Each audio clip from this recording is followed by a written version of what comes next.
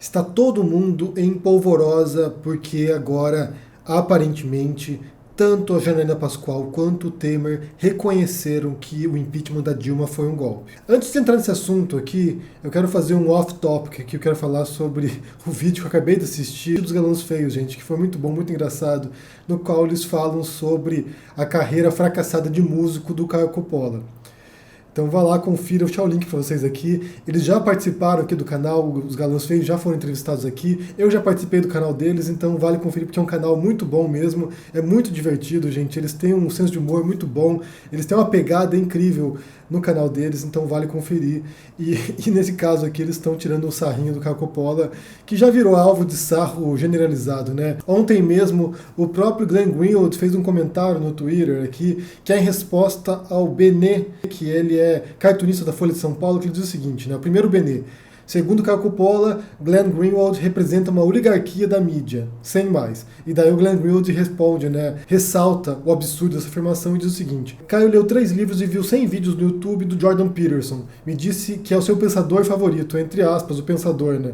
E aperfeiçoou a arte de falar do jeito que pessoas burras acham que inteligentes falam. Aprendeu 3 frases intelectuais, entre aspas, que repete como um fantoche. É raso como um pires. O Glenn Greenwald foi um dos poucos que bateu de frente com o Caio Coppola e mostrou, né, essa fragilidade conceitual e intelectual do Caio Coppola. Como ele diz ali, é raso como um pires.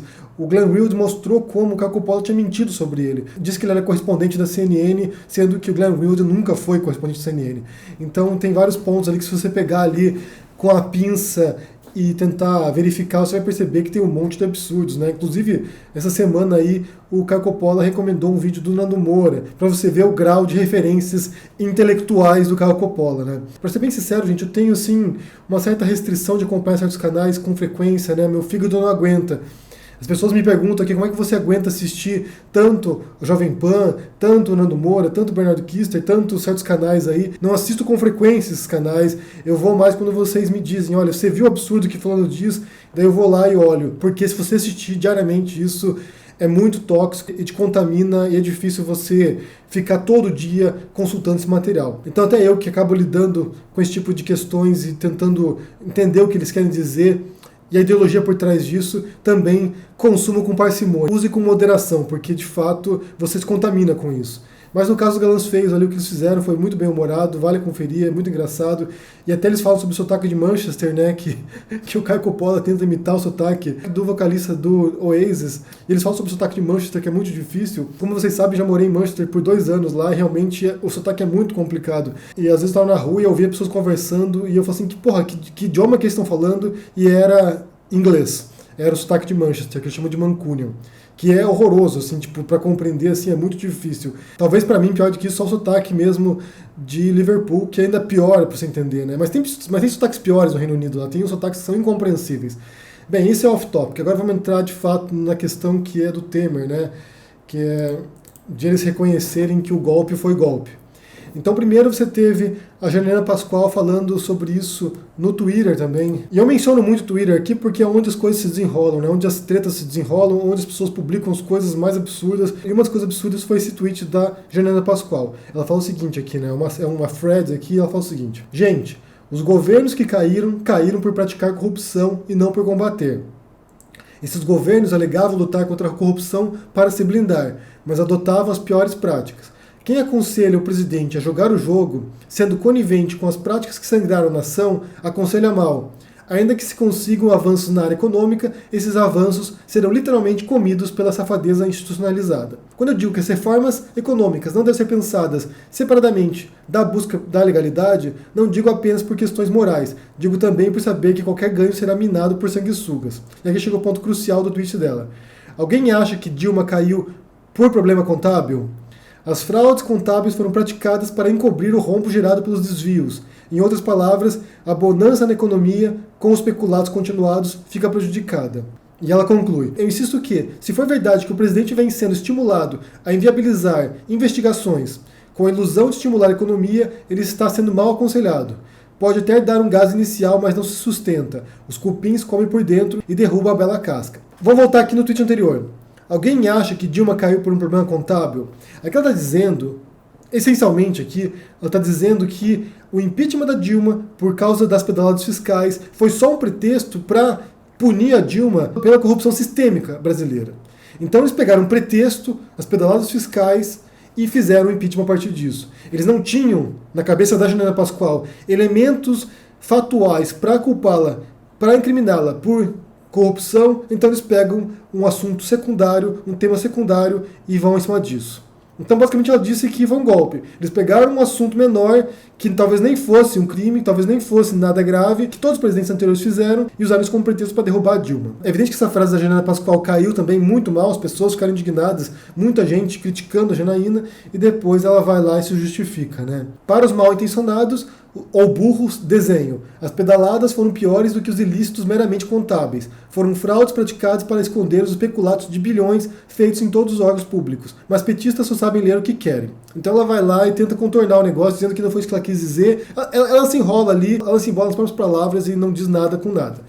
E depois, daí, né, para somar isso, para acrescentar isso, você teve ontem a entrevista do Michel Temer, ex-presidente, vice da Dilma, que assumiu quando a Dilma foi impeachmentada. E daí a primeira pergunta que fazem sobre ele, né, ele já vem dizendo que ele não apoiava o golpe, que ele nunca apoiou o golpe, que quando começou o golpe, quando começou o impeachment da Dilma, ele se afastou, foi para São Paulo e ficou lá durante o processo. E ele repete várias vezes isso. Não apoiei o golpe, não fiz parte do golpe. E depois o Noblar, da Veja, pergunta para ele, né, se ele realmente achava que foi um golpe. E depois ele também se enrola ali, meio que se embanando no que ele disse. E diz que era, mas não era. E daí fica por isso mesmo. Então você tem duas pessoas que foram cruciais nesse processo, que estavam envolvidas nisso. A Janaína Pascoal, que foi quem protocolou o golpe. E o Temer, que até onde tudo indica, também articulou para o golpe e se beneficiou do golpe. Então agora, nessa altura, a gente já pode falar o golpe sem problema, porque o Temer repetidas vezes disse isso. No Roda Viva, o Temer nega que ele tenha participado disso. Ele diz que tentou articular para proteger a Dilma, tentou falar com o pessoal do PMDB, lá do partido dele, para que não prosseguissem com isso, mas de acordo com ele, como havia a opinião pública já a favor disso, inflamada, principalmente por causa dos vazamentos de áudio realizados pelo Moro, enquanto juiz, que vai lá e vaza a conversa do Lula com a Dilma, que agora a gente já sabe também que foi feita intencionalmente para prejudicar o Lula e o PT. Então, segundo o Temer, inflamada por isso, a população queria a cabeça da Dilma e daí ele não tinha muito o que fazer, ele estava de braços atados. E uma coisa importante também que rolou nesse Roda Viva aí, foi a pergunta de que se ele achava que se o Lula fosse de fato nomeado ministro da Casa Civil, se isso teria prevenido, evitado o impeachment da Dilma. E o Michel Temer diz, eu acho que sim. Eu acho que o Lula tinha capacidade política suficiente para poder unificar os partidos, unificar a base e evitar que a Dilma caísse. E mais uma vez a gente sabe disso também pela Vaza Jato e outras conversas que foram vazadas agora, que a Polícia Federal, ela gravou várias horas de conversa, gravou várias conversas do Lula com advogados, com amigos, com o Michel Temer, inclusive, e tudo demonstrava que, na verdade, a indicação dele para ministro tinha a intenção, sim, de articular uma base de proteção para Dilma, para que não ocorresse o impeachment, e não com o intuito de se proteger de ser preso. Então aqui você tem o Temer corroborando de maneira inequívoca com a tese que tem sido defendida agora pela Vaza Jato, pelas conversas vazadas pela Intercept, de como houve todo um processo de manipulação política eleitoral que levou à queda da Dilma, que levou à prisão do Lula e que depois, posteriormente, levou à eleição do Bolsonaro e à nomeação do Moro como ministro. Um prêmio de consolação por ter ajudado a eleger o Bolsonaro e a derrubar os inimigos do Bolsonaro. Esses elementos que vêm à tona agora, que estão surgindo de todos os lados, né, seja através das conversas vazadas, seja através de próprios depoimentos, né, da Janaína Pascoal ou do Temer, isso vem corroborando com toda uma narrativa que foi sendo elaborada nos últimos anos. Porque aqui eu vou ser bem sincero com vocês, gente. Para mim, pessoalmente, eu preciso de evidências, porque eu ouço certas histórias e elas parecem muito mirabolantes às vezes. E quando você não tem elementos concretos que você possa se fixar na realidade e dizer, olha só, aqui tem uma prova, aqui tem uma evidência, para mim é muito difícil comprar certas histórias. Para mim foi o caso também do impeachment da Dilma e outra de perseguição política pela Lava Jato. Eram duas histórias que pareciam plausíveis, que você podia encontrar uma narrativa coerente em torno disso, que parecia plausível de fato, mas sem os elementos concretos, sem evidências, sem os fatos calcados na realidade, para mim era difícil sair propagando isso. Agora, como eu disse, você tem o Temer dizendo que foi um golpe, repetidas vezes, né? Ele disse várias vezes, sem brincadeira, ele disse pelo menos umas 12 vezes que foi golpe. Então é difícil a gente falar aqui, vir aqui e falar que não foi. que não foi um golpe contra a Dilma e contra o PT. Tudo leva nessa direção e agora a gente tem uma confirmação de alguém que foi um dos agentes desse golpe. E você tem a própria Janaína Pascoal, a própria professora de Direito que vai lá, uma das que protocola o impeachment da Dilma, que reconhece também que aquilo que eles usaram como argumento não era o principal. Então eles fazem um contorno para tentar atingir o PT e a Dilma, onde seria o ponto mais fraco. Para ela, tinha crimes maiores que estavam sob a superfície e que eles não conseguiam chegar até eles. Hoje de manhã eu mencionei a figura da Janaína Pascoal, para mim como ela é enigmática, e eu vou fazer aqui uma previsão. Pode ser completamente errada, gente, é uma previsão aqui que me brotou agora. Eu acho que se vai ter alguém que vai destruir o governo Bolsonaro, será a Janaína Pascoal. Não sei como, mas acho que ela vai ser o cavalo de Troia do governo bolsonarista. Escreva o que eu estou dizendo aqui. Pode ser que se realize, pode ser que não se realize. 50% de chance. Mas eu acho que ela será o cavalo de Troia do governo Bolsonaro. Em algum momento ela vai despirocar e vai partir para cima do Bolsonaro. Escreva o que eu estou dizendo. Ela é o Alexandre Frota. Mas eu quero saber o que vocês pensam sobre essa questão aí. Se vocês assistiram Roda Viva do Temer, se vocês viram esses tweets também da Janaína Pascoal, e o que você pensa sobre essas revelações deles agora. O fato do Temer dizer uma dúzia de vezes que foi golpe, gente, tira qualquer tipo de dúvida sobre essa narrativa que foi sendo construída de fato.